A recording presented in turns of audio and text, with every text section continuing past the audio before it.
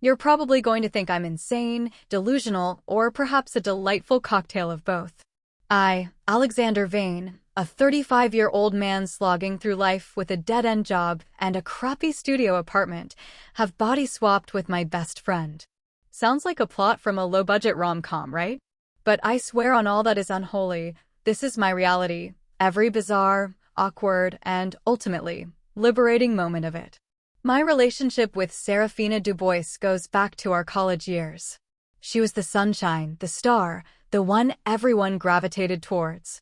I was just Alexander. We clicked instantly, an odd pairing of two extremes.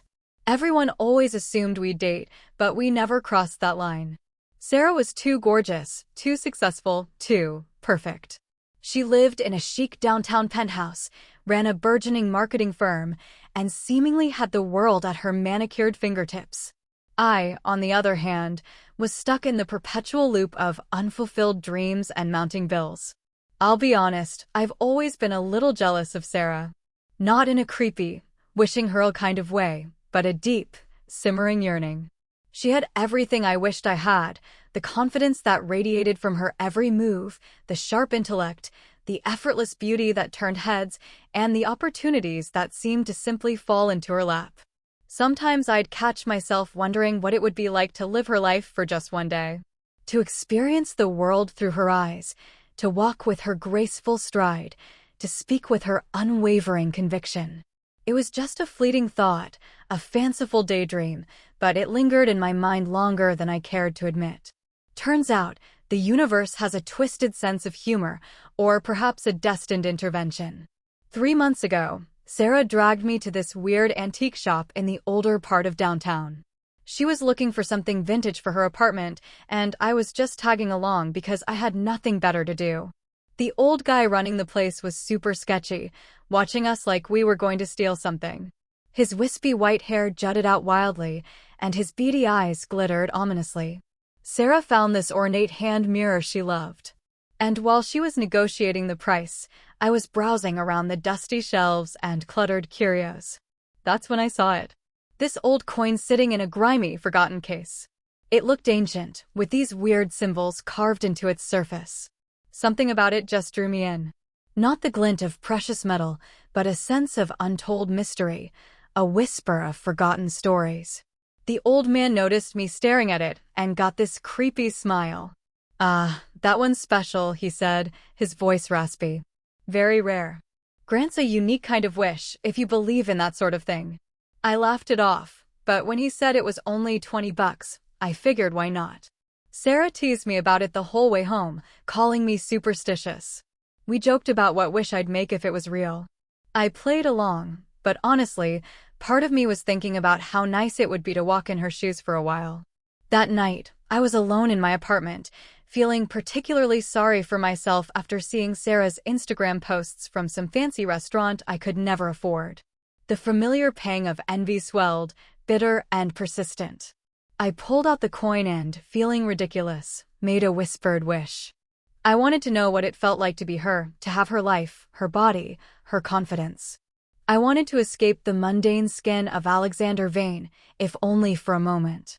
I don't know if it was the coin's power or just a bizarre coincidence, but that night, I drifted into a restless sleep.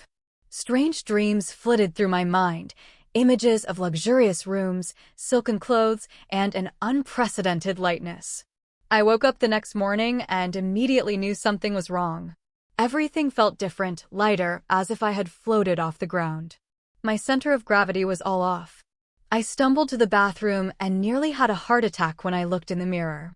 Sarah's face was staring back at me. Her long, lustrous chestnut hair cascaded down my shoulders, her emerald eyes glinting with a panic I'd never seen on her face before. I'm not going to lie, I completely freaked out. But before I could even process what was happening, an urgent need pulled me from my shock. I had to use the bathroom. That was a wake-up call. Everything was different. The sensation of sitting instead of standing, the complete absence of what I'd known my whole life. It was jarring and confusing, and I may have cried a little. I needed to shower and get dressed before I could even think about calling anyone. The shower was its own ordeal. I stood outside the bathroom door for like 20 minutes, psyching myself up. It felt so wrong, so invasive.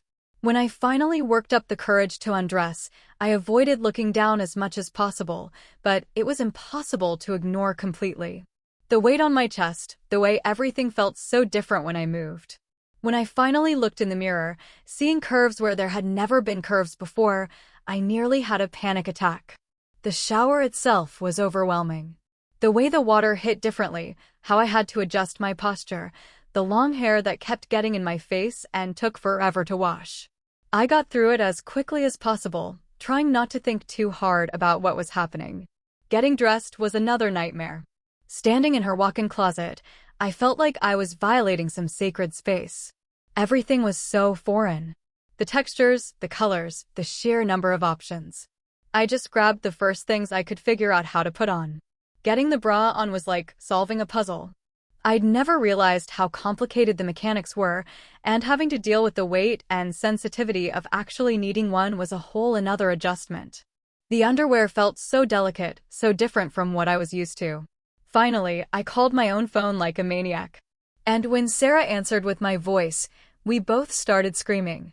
She was just as confused and terrified as I was. The first few hours were chaos. We met up at a coffee shop and tried to figure out what the hell happened. Sarah was furious, stumbling around in my taller body, struggling with the deeper voice. I was trying not to stare at my own reflection in the window, still in shock at seeing her face move with my expressions. We decided to go back to the antique shop, but of course, it was gone. Like completely gone. The space was empty with a for rent sign in the window. We asked around, but nobody remembered an antique shop ever being there. So, we were stuck, at least until we figured out how to reverse it. The next few days were pure, unadulterated survival mode. My meticulously planned, if somewhat dreary, life had been turned on its head. I was Alexander, trapped in Serafina's exquisitely feminine body, and she was Serafina, trapped in my decidedly average male frame. The absurdity of it all would have been comical if it hadn't been so utterly terrifying. My first challenge was to impersonate Sarah at her marketing firm. I'd always imagined her work life to be glamorous, a whirl of power meetings and brilliant ideas. The reality, as I discovered, was a labyrinth of spreadsheets, client calls, and corporate jargon I barely understood. Thank goodness she'd been working on mostly independent projects that week.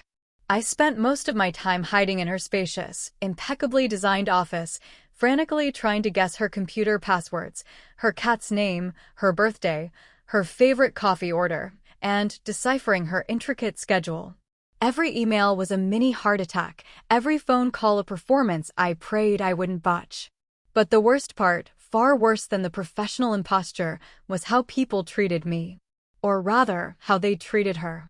Men held doors open for me, offered their jackets in the slightly air-conditioned office, and smiled at me in ways they never had before. It wasn't overtly sexual, not usually, but it was an undeniable current of preferential treatment. Women included me in conversations, invited me to join their lunch groups, and seemed genuinely eager to be my friend. I got free coffee from the barista downstairs, who always seemed to add an extra swirl of cream and a wider smile to my latte. It was like I'd been invisible my whole life. And suddenly, everyone could see me. Not just see me, but acknowledge me, value me, in ways I had never experienced as Alexander. It was intoxicating, unsettling, and profoundly confusing. That first week was a relentless struggle. Every morning was an ordeal. Getting dressed meant navigating a closet full of clothes designed for curves I now possessed, but hadn't yet learned to appreciate. Sarah's wardrobe was a riot of elegant dresses, tailored skirts, and blouses made of silken fabrics. My own closet, back in my apartment where Sarah was now residing, consisted of 5 identical pairs of jeans and a collection of faded band t-shirts. The contrast was stark. And then there was the makeup. Sarah's bathroom counter was covered in an arsenal of potions, brushes, and palettes. Foundation, concealer, blush, eyeshadow, eyeliner, mascara, lipstick, each step a mystery. I called Sarah constantly, her voice, filled with exasperation. Sarah, how do you even apply this stuff without looking like a clown? I'd whisper into the phone, clutching a mascara wand like it was a dangerous weapon. "And what's a setting spray?" She'd patiently guide me, her voice deeper than usual, slightly amused despite her own predicament. "Just a light hand, Alex. Follow the line of your lashes. You'll get it." Walking in heels was another torturous lesson. Sarah, the picture of grace, had a collection of elegant stilettos that now felt like instruments of torture. My first attempt left me teetering, almost twisting an ankle in the plush office carpet. I resorted to flats for most of that week, much to the subtle amusement of Sarah's colleagues. "Feeling casual today, Sarah?" one of them would ask, a knowing twinkle in her eye. I also had to deal with the monthly meetings, which I learned was a euphemism for Sarah's period. The physical changes were profound and frankly embarrassing. I called Sarah in a panic. "What is happening to me?" I'd shriek. She'd sigh, a sound of weary understanding. "Welcome to womanhood, Alex. Get used to it." She'd then patiently explain the mechanics, the discomfort, the sheer inconvenience of it all. It was a stark reminder of the fundamental differences between our bodies and a humbling lesson in empathy.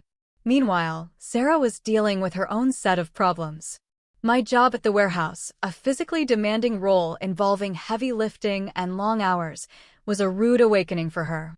She, who was used to air-conditioned offices and ergonomic chairs, was now grappling with steel-toed boots and the constant threat of a forklift accident. "You know what's wild?" she'd say during our frantic evening calls, her voice still deep and unfamiliar. "I feel stronger. Not just physically, but like people actually take me seriously now. My supervisor, Mr. Henderson, actually listened to my suggestions today about improving the loading dock efficiency." She sounded genuinely surprised, a hint of excitement in her voice. Usually, he just nods and smiles at me, then goes on to do whatever he was going to do anyway. But today, he took notes. I knew what she meant. The contrast in how we were perceived, how our words carried different weight in our new bodies, was undeniable. It was a subtle, insidious shift, but it was there, a silent undercurrent to every interaction. By the second week, the initial shock began to wane, replaced by a strange sense of adaptation. I wasn't thinking twice about the mechanics of her body anymore. I'd figured out Sarah's elaborate skincare routine, learned to apply basic makeup without looking like a contestant on a clown reality show, and could walk in her heels without falling over, mostly. People's reactions to me, the preferential treatment, the easy smiles, were starting to feel normal. I found myself instinctively adjusting my posture, letting my voice soften, adopting the subtle mannerisms I'd observed in Sarah for years. It was less of an act now and more of an immersion. Then came the third week, and something truly shifted. I caught myself enjoying the attention. Not just tolerating it, but actively seeking it out. The way conversations flowed easier, how people leaned in when I spoke, how confident I felt in social situations that would have made the old Alexander shrink into a corner. Maybe it was the body language I was adopting, or perhaps it was just that people's overwhelmingly positive reactions made me feel good about myself for the first time in years. It was a dangerous, exhilarating feeling. Sarah was having her own revelations, too. She called me one night, her voice vibrating with excitement. "Alex, you won't believe it. I got a promotion. At your warehouse job. In 3 weeks." She sounded genuinely ecstatic. People listen when I speak now. They take me seriously in ways they never had before. "Mr. Henderson said I have natural leadership qualities." She laughed, a genuine, booming laugh that still startled me coming from my old body. Can you believe it? My whole life, I've had to work twice as hard to get men to listen to me in the office, and here I am, in your body, and suddenly I'm a natural leader. Her words, spoken through my old voice, were a stark, undeniable truth. We were both experiencing the world through lenses we hadn't known existed, and the view was both enlightening and deeply unsettling. We were changing, adapting, becoming someone new, and the question that lingered in the back of my mind was, could we ever go back? Did we even want to? A month into our involuntary exchange, the initial panic had morphed into a strange, unsettling rhythm.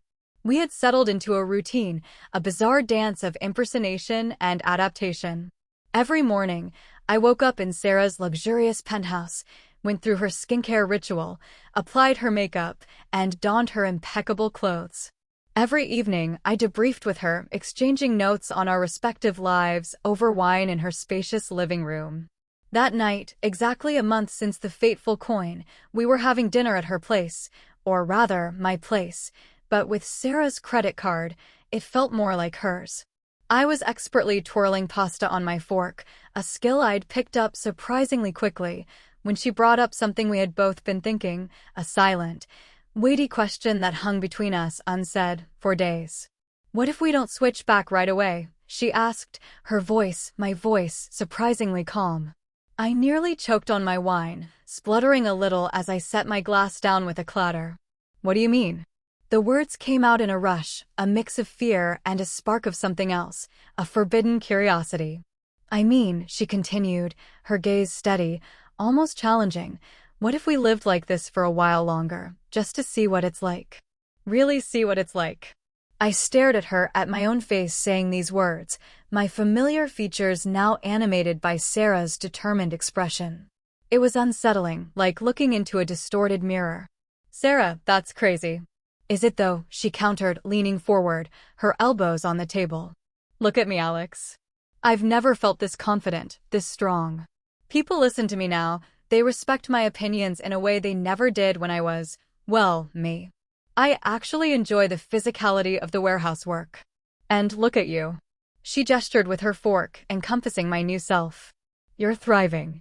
You've made more friends in the past month than I've seen you make in years. You're actually smiling." She was right. The undeniable truth of her words resonated deep within me. I had been happier these past few weeks than I had been in a long, long time. Sarah's job, while initially daunting, was challenging but rewarding. I had connected with her coworkers, found a surprising knack for creative marketing strategies, and even enjoyed the social aspect of her high-powered life. I'd gone to art gallery openings, corporate mixers, and charity galas, events I wouldn't have even considered attending as Alexander. I even had a few guys asking me out, which was a whole other complicated situation I wasn't ready to think about. The attention was flattering, if somewhat overwhelming. It made me feel seen, desirable, in a way I hadn't felt in years. I'd politely declined, of course, stumbling through awkward explanations about being too busy or not looking for anything serious right now. But the fact remained, I was being noticed, courted even, and a small, selfish part of me relished it. But what about our families? Our real lives? I stammered, trying to ground us back in reality. The thought of my aging parents, who thought I was just on an extended work trip, sent a jolt of guilt through me. Sarah's family, equally in the dark, assumed she was simply wrapped up in a demanding new project. What real lives, Alex? Her voice was softer now, tinged with a melancholy I hadn't heard from her in weeks. You were miserable. Stuck. I was lonely, despite having everything. Maybe this is the universe giving us a chance to be who we're supposed to be. She looked at me, her eyes, my eyes, pleading for understanding. Think about it. We're both better versions of ourselves, aren't we? Her words struck a chord, a deep, resonant hum in my chest. Better versions. Was it true? Was this discomfort, this bizarre journey, actually leading to something profound? Was this more than just a temporary swap, but an actual opportunity for transformation? We spent the next month talking about it constantly. Every conversation, every interaction, every new experience was filtered through this unspoken question. Do we stay or do we go back? The coin was long gone, probably never existed in the first place, or perhaps it had simply served its purpose and vanished. Maybe this was permanent, whether we wanted it to be or not. And, honestly, I was starting to think I didn't want it to be temporary. The old Alexander, the invisible, insecure Alexander, felt like a distant memory, a faded photograph. 2 months in, we were getting ready for a work party. Sarah's marketing firm was celebrating some big client win, a campaign that I, as Sarah, had spearheaded with a surprising flair for innovation. I was in her bathroom, meticulously applying mascara like I'd been doing it my whole life, when she walked in wearing my old suit. It hung on her, a little loose now, as she'd found new strength and definition in my male body, but she wore it with an air of newfound authority. "You know what's funny?" she said, adjusting the knot of my old tie, a gesture that somehow looked entirely natural on her. "I don't even remember what it felt like to be me anymore." She looked at her reflection in the mirror, at my own face, but with an expression I'd never seen before. Confident, content, a subtle strength etched around the eyes. "Me neither," I admitted, my voice soft, almost a whisper. The old me felt like a stranger, a character from a book I'd long since finished reading. This new me, the Sarah Alex, felt right. It was a terrifying, exhilarating realization. That night at the party, we were both completely in our element. Sarah, in my body, was networking like a boss, commanding respect from everyone she met. She had this easygoing charm, combined with an unexpected gravitas that made people listen. I, in her body, was charming clients, making connections, feeling more alive than I had in years. The conversation flowed effortlessly, my wit sharper, my presence more impactful. I felt powerful, desirable, utterly capable. When someone asked how long we'd been friends, we looked at each other across the crowded room, a shared smile of secret understanding passing between us. "Forever," we said at the same time, the word echoing in the festive buzz, sealing our shared, unspoken truth. The party continued late into the night, a blur of laughter, music, and effortless conversation. As we walked back to her place that night, the city lights shimmering around us, there was this tension between us that had been building for weeks. A silent current, humming beneath the surface of our comfortable camaraderie. We'd been dancing around it, but seeing each other so confident, so comfortable, so alive in these new bodies, something fundamental had shifted. It was more than just adaptation, it was an acceptance, a quiet understanding that we had both found something profound in this bizarre exchange. The walk back to Sarah's penthouse that night was charged with an unspoken energy. The crisp night air did little to cool the heat that had been building between us, a silent hum that had grown louder with each passing week. The city lights blurred around us, but my focus was entirely on Sarah, walking beside me in my old body, yet radiating a new, powerful aura. We ascended in the sleek, glass elevator, the silence in the confined space amplified by the unspoken thoughts swirling in my head. I caught her reflection in the polished steel doors, my own face looking back at me, softened by a contented smile, a subtle flush on the cheeks from the wine and the excitement of the evening. It was a face I was growing increasingly fond of. Once inside her spacious living room, the city sprawling beneath the panoramic windows, the tension became almost palpable. The music from the party still faintly echoed in my ears, but here, in the quiet intimacy of the apartment, only the rhythmic beat of our own hearts seemed to fill the air. "I keep thinking about what it would be like," Sarah said quietly, her voice, my voice, softer than I'd heard it all night. She walked towards the window, her back to me, gazing out at the glittering expanse of the city.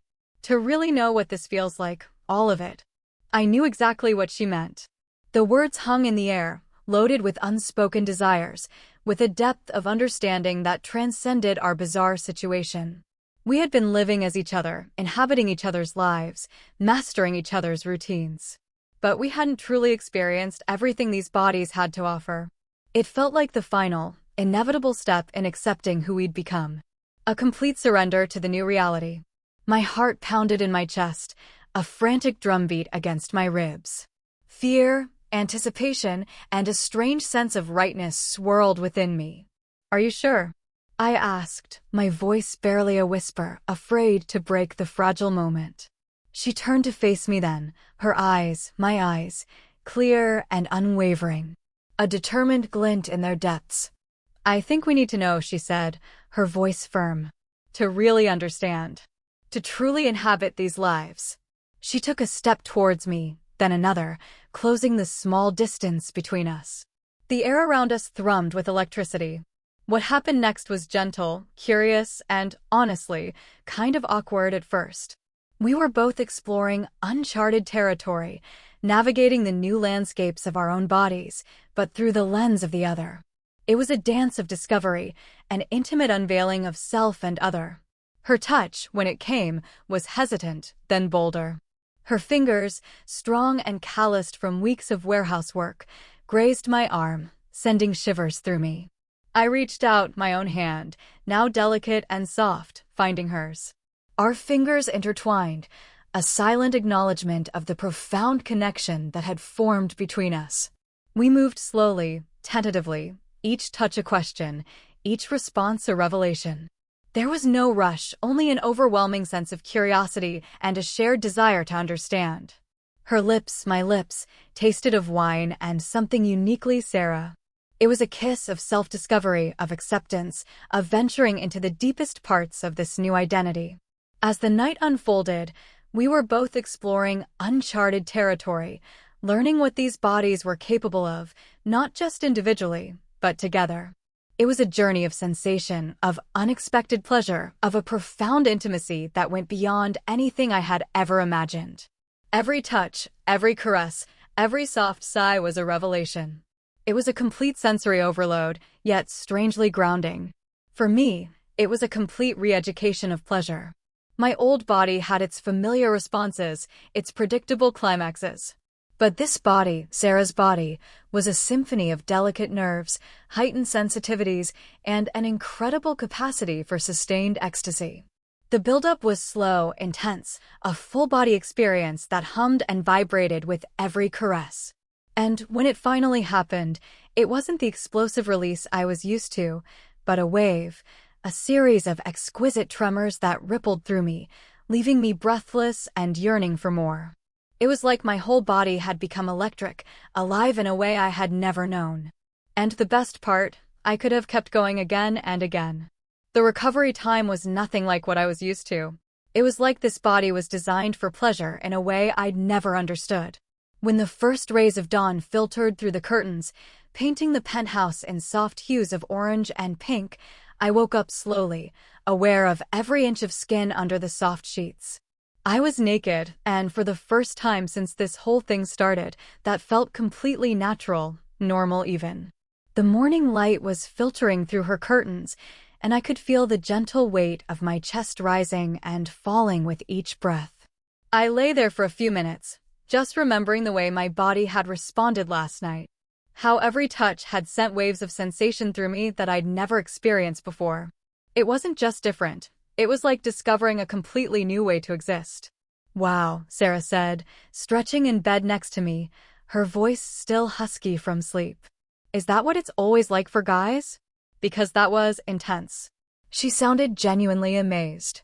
I laughed, a soft, contented sound from Sarah's throat, still processing my own experience. I had no idea it could feel like that. Like, I could have kept going forever. The way everything builds and releases, it's completely different.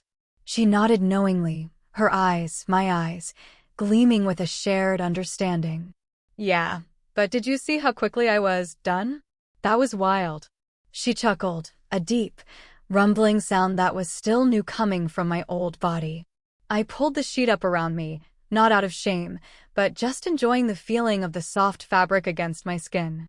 Everything felt more sensitive now, more alive. My senses were heightened, the air against my skin, the scent of her perfume clinging to the sheets, the soft murmur of the city waking up outside. "I think I get it now," I said quietly, looking at her, at my old face, but seeing beyond it to the Serafina who now inhabited it. This isn't just about living in a different body. This is about being someone completely different, someone I was maybe always supposed to be. We spent the morning comparing notes, laughing about the differences, marveling at what we discovered about these bodies, about ourselves. But for me, it was more than just physical. It was the final confirmation that this was right. This was who I was meant to be. This was my truth. The Alexander Vane who existed before the coin felt like a distant memory, a past life that no longer held any claim over me. The morning after was less awkward than I'd anticipated, and far more profound. We lay tangled in the sheets, the remnants of passion still warm between us, the city waking up outside the penthouse windows. The air was thick with unspoken thoughts, but this time, they weren't of confusion or fear, but of a quiet, dawning clarity. We spent hours talking, the sun climbing higher, casting long shadows across the luxurious apartment. We dissected every sensation, every difference, every unexpected joy of the previous night. Sarah, in my body, spoke of a raw, almost primal drive, a quick, intense burst of energy that left her feeling both spent and exhilarated. She marveled at the sheer ease of it, the straightforwardness, a stark contrast to the intricate dance of female pleasure she had always known. She also admitted to a surprising sense of power, a feeling of being the active agent in a way she hadn't always experienced. I, in Sarah's body, described a different universe entirely. A world of heightened sensitivity, of waves and ripples, of a capacity for sustained pleasure that felt limitless. It's like a finely tuned instrument, I tried to explain, my words fumbling to capture the depth of the experience. Every touch, every breath, creates this incredible resonance. And the climax, it wasn't just a peak, it was a whole landscape of peaks, one after another. We laughed, the sound warm and easy, a shared secret between us. But beneath the laughter, a deeper understanding was forming. This wasn't just a physical exchange, it was a revelation of identity. It wasn't just about experiencing the other sex, it was about experiencing self in an entirely new context. I think I get it now, I said quietly, pulling the soft sheet higher, not out of modesty, but out of a desire to savor the feeling of the fabric against my newly sensitive skin. This isn't just about living in a different body. This is about being someone completely different, someone I was maybe always supposed to be. Sarah, lying next to me, propped herself up on an elbow, her eyes, my eyes, thoughtful. Yeah, she murmured. It's like we were both wearing the wrong shoes our whole lives, and now we finally found the ones that fit. Her analogy resonated deeply. For years, I had felt like I was constantly swimming against the current, invisible, unheard, my talents overlooked. In Sarah's body, suddenly, the world opened up. Doors swung open, conversations flowed, and my ideas, once dismissed, were now eagerly embraced. The confidence I projected wasn't just an act, it was fueled by the genuine positive responses I received. It was a viciously wonderful cycle. And Sarah, in my body, had found a strength and authority she hadn't realized she craved. She, who had often struggled to be taken seriously in a male-dominated corporate world despite her brilliance, was now commanding respect with ease. My rough-and-tumble warehouse job, which I had hated, had become for her a playground of physical challenge and newfound leadership. She loved the directness, the lack of pretension, the satisfaction of physical labor.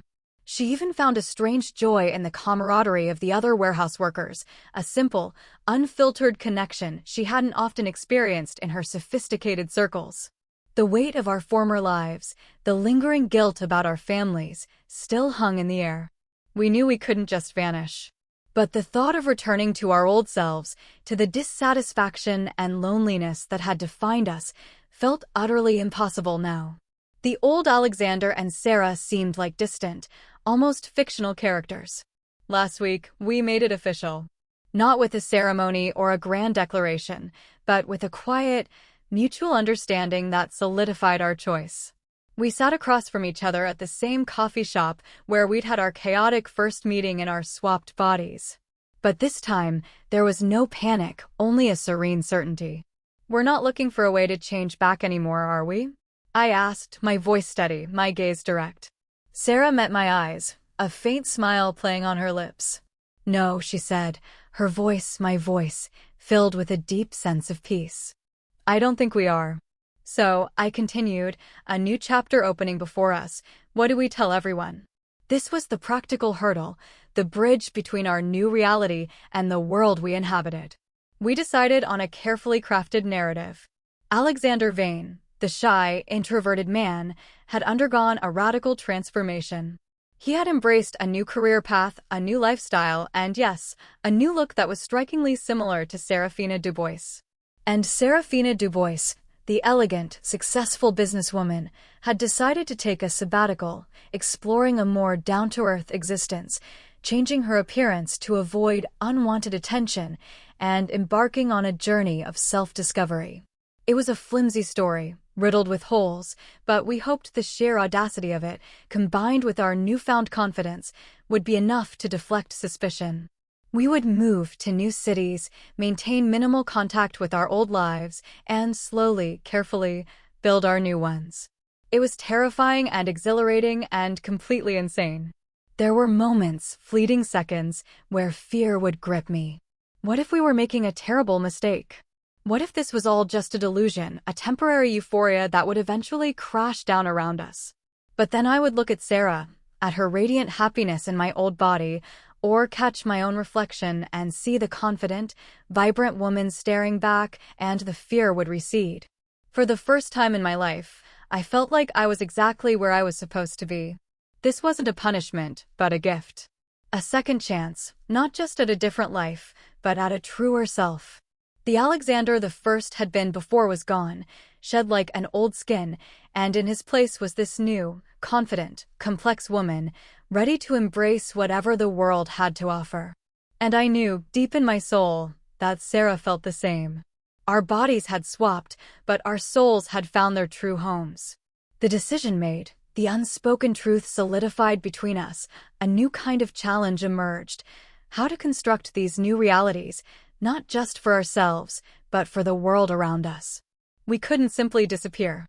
Our families, our lingering acquaintances, even our former colleagues, they all existed, and their questions, though currently dormant, would inevitably arise. Our carefully crafted narrative involved a radical transformation. Alexander Vane had taken a leave of absence, citing burnout, and was embarking on an extended spiritual journey. He had, as we would subtly let slip, adopted a new, more feminine presentation, and had moved to a different city to fully explore this aspect of himself. This allowed Sarah, in my old body, to maintain a loose connection to my past, occasionally sending vague updates, cultivating the image of a man reinventing himself. Meanwhile, Serafina Dubois had also decided on a major life shift. The high-pressure corporate world had become stifling. She had sold her penthouse, invested in a rustic cabin upstate, and was pursuing her long-held dream of becoming a nature photographer, a pursuit that explained her sudden, dramatic change in appearance and her general unavailability. This allowed me, in Sarah's body, to create a new identity, a new backstory, and eventually, a new home, far from the prying eyes of her former social circles. It was a delicate dance of deception and reinvention. We meticulously planned our new lives. Sarah, in my body, embraced a more rugged aesthetic. She let my hair grow out, cultivated a beard, and found a new, surprisingly fulfilling, job as a park ranger in a vast national forest. She loved the solitude, the physical demands of the work, and the feeling of contributing to something larger than herself. She was often away, deep in the wilderness, which conveniently explained her lack of contact with our past lives. I, in Sarah's body, used her considerable financial resources to establish myself in a vibrant, artistic community several states away. I enrolled in advanced marketing courses, not because I needed the credentials, but because I genuinely enjoyed learning, delving deeper into the creative strategies Sarah had once championed. I found an apartment in a charming, bustling neighborhood, decorated it with my own artistic flair, a mix of minimalist chic and vibrant bohemian touches, and began to forge new friendships. The initial awkwardness of being Serafina in social situations gradually faded.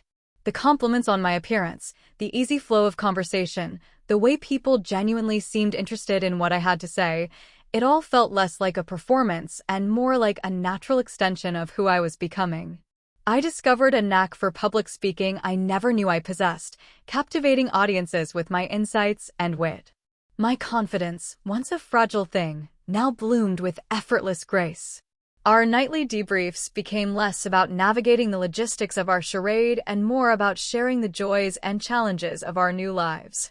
Sarah, a self-proclaimed city girl, found a deep connection to nature. She sent me breathtaking photographs of towering redwoods, cascading waterfalls, and elusive wildlife. She spoke of the satisfaction of physical labor, the quiet contentment of a simple existence, and the newfound respect she commanded from her male colleagues in a traditionally masculine environment. "You know, Alex," she'd say over video call, her face weathered by the sun, my old voice rougher, yet imbued with a newfound calm. I used to think my penthouse was the height of luxury. Now, a clear mountain stream and a crackling campfire feel like the greatest indulgence. I, in turn, told her about the thrill of closing a major deal, the satisfaction of mentoring younger colleagues, the joy of intellectual debate. I spoke of the vibrant art scene in my new city, the fascinating people I was meeting, and the genuine connections I was forming.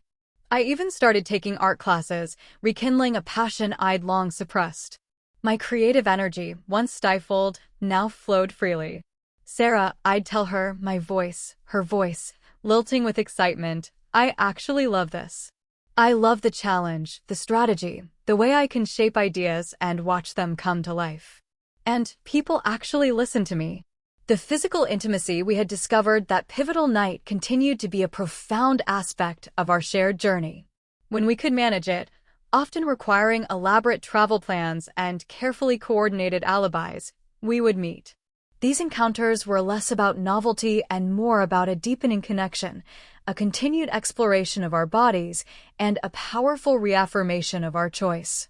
It was in these moments that the true depth of our transformation became clearest. The awkwardness had vanished, replaced by an easy, sensuous understanding. We knew each other's new bodies intimately, our responses perfectly attuned. For me, the exquisite sensitivity of Sarah's body only grew more profound with each encounter. I found a capacity for pleasure, a depth of feeling that was utterly transformative. It was a constant revelation, a symphony of sensations that left me feeling utterly alive and connected. Sarah, in my old body, spoke of a robust, almost aggressive desire, a straightforward satisfaction that was both powerful and liberating. She enjoyed the raw physicality, the swiftness, and the uncomplicated nature of the male response. She reveled in the strength and stamina, the sheer, undeniable presence she now commanded.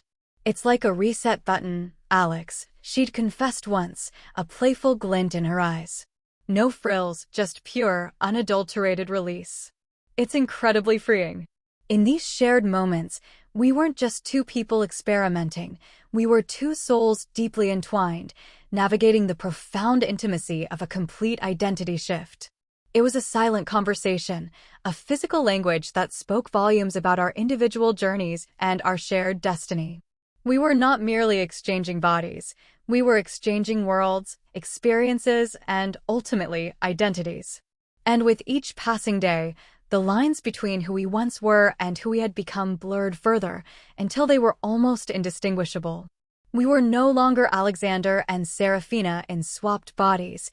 We were new beings, forged in the crucible of a magical coin and the courage to embrace the unknown. Months turned into a year, then two. The fabricated backstories became our truths, polished and refined by repetition and lived experience. Our former lives, once a source of anxiety and guilt, receded further into the background, like fading photographs in an old album. We were now, unequivocally, the people we had chosen to become. Sarah, inhabiting Alexander's body, thrived in the wilderness. She became an acclaimed park ranger, her insights into conservation and her surprising physical prowess earning her respect and admiration. She'd always been brilliant, but now, stripped of the societal expectations placed upon her as a glamorous woman, her intellect and leadership shone unhindered. She cut my old hair short, letting it grow into a rugged, masculine style that suited her adventurous spirit. My old wardrobe, once a symbol of my mundane life, was now imbued with a new purpose, filled with practical, durable gear. She even took up woodworking, crafting intricate pieces that found their way into local galleries, a surprising artistic streak that had been dormant within her. You know, Alex, she mused during one of our calls, her voice now completely comfortable in its deeper register. I used to think having it all meant the penthouse, the designer clothes, the power suits. Now, having it all is watching a grizzly bear lumber across a meadow at dawn and knowing I helped protect that space. Her contentment was palpable, a deep, resonant hum that filled her voice. I, in turn, blossomed in Serafina's body. My career in marketing soared. I became a highly sought-after consultant, known for my innovative strategies and captivating presentations. The confidence that had initially been an act was now deeply ingrained, emanating from me naturally. My creative pursuits flourished. I started painting again, exhibiting my work in local shows, and even began writing a blog about the intersection of art and marketing, gaining a small but dedicated following. My social life was vibrant. I cultivated a diverse circle of friends, artists, entrepreneurs, activists, people who saw me for who I was, not for who I had been. The romantic attention I received, once a source of awkwardness, had transformed into something I navigated with grace and discernment. I dated carefully, exploring connections, but always with the quiet understanding that my most profound bond was with Sarah. I learned to truly love and appreciate this body, its strength, its beauty, its incredible capacity for experience. I exercised, ate well, dressed with an effortless elegance that was entirely my own. It's strange, I confessed to Sarah one evening, as I gazed at my reflection in the mirror, a woman I now truly recognized. Sometimes I catch myself thinking about my old life, about being Alexander. And it feels like I'm remembering a dream or reading a story about someone else. The emotional connection just isn't there anymore. Me too, she agreed, her voice soft. It's like Alexander and Serafina were placeholders. Temporary vessels for who we were supposed to become. The depth of our bond had also evolved. We were more than friends, more than confidants. We were fellow travelers on an extraordinary journey, the only two people in the world who truly understood each other's experience. Our periodic meetings, no longer driven by desperation, were now cherished reunions. We would escape to remote cabins or secluded beach houses, spending days reconnecting, sharing stories, and reaffirming the profound intimacy we had forged. These encounters were a celebration of our new selves, a testament to the courage it took to embrace such a radical transformation. The physical aspect remained a powerful expression of our connection, a unique language understood only by us. It was a shared exploration of pleasure, of self-discovery, of pushing the boundaries of what it meant to be embodied. We found new depths of sensuality, new ways to connect, our bodies and souls perfectly attuned to each other's needs and desires. It was an intimacy that transcended gender, a pure connection of two beings finding joy and understanding in their transformed forms. During one such reunion, sitting by a roaring fireplace in a remote lodge, Sarah looked at me, a playful glint in her eyes, my old eyes. "You know it's still wild," she said. "The fact that I'm technically kissing myself when you know." She chuckled, the deep rumble a stark contrast to the elegant woman sitting across from me. I laughed, a rich, melodic sound that was now effortlessly mine. "And I'm technically kissing myself too. It's the ultimate act of self-love, wouldn't you say?" We fell into comfortable silence, contemplating the absurdity and the beauty of our situation. We had defied expectations, shattered conventions, and in doing so, had found something infinitely more meaningful than our previous lives had offered. We had found ourselves. Our families remained a delicate issue. We maintained sporadic contact, our carefully constructed narratives holding up surprisingly well, mostly because neither of us had been particularly close to our extended families to begin with. They assumed we were both eccentric, embarking on strange personal journeys, and perhaps a little self-absorbed, perfectly plausible explanations in our modern world. The occasional video call was always a test of our acting skills, but years of practice had made us masters of subtle evasion and vague pronouncements. We often reflected on the antique coin. Was it truly magical? Or was it merely a catalyst, a symbolic trigger that allowed us to unleash desires and potentials that had always existed within us, waiting for the right moment to emerge? We never found the old shop again, nor did we ever truly understand the mechanism of our transformation. But in the end, it didn't matter. The how was less important than the what. And the what was a profound, undeniable liberation. We were no longer defined by our birth assignments, by the roles society had prescribed for us. We were simply us. Two unique individuals, deeply connected, living lives that were authentically our own, forged in the crucible of a miraculous coin and the courage to embrace the unknown. The journey had been terrifying, exhilarating, and completely insane. But for the first time in both our lives, we were exactly where we were supposed to be. Years continued to unfurl, each one deepening the roots of our new lives and solidifying the transformation we had undergone. The initial fear and exhilaration had matured into a profound sense of peace and belonging. Alexander Vane and Serafina Dubois were now characters from a distant past, whispered legends in our own personal mythologies. We were, quite simply, Alex and Sarah, in bodies that felt intrinsically, wonderfully, ours. Sarah, in what was once my body, found her true calling not just in the wilderness, but as an advocate for its preservation. She became a respected voice in environmental circles, her grounded wisdom and powerful presence making her a compelling speaker. She embraced a simple, yet impactful life, living in a beautifully restored cabin she built herself, surrounded by the towering trees and rushing rivers she fiercely protected. Her hands, once accustomed to delicate keyboards, were now strong and capable, calloused from hard work and the joy of creation. She even authored a best-selling book, a memoir about finding purpose in nature, subtly weaving in themes of transformation and identity, a secret nod to our shared journey. My greatest achievement used to be landing a multi-million-dollar client, she told me once, her voice resonating with deep contentment. Now it's convincing a small town to protect their local watershed. The impact feels realer. I, in turn, continued to thrive in Sarah's body and career. My marketing consultancy became internationally recognized, celebrated for its innovative, ethically driven campaigns. I embraced leadership roles, not just in business, but in the community, championing arts education and supporting young female entrepreneurs. The initial feminine presentation I adopted had evolved into an authentic expression of myself, a confident, elegant, and deeply empathetic woman who commanded respect with quiet authority and undeniable intelligence.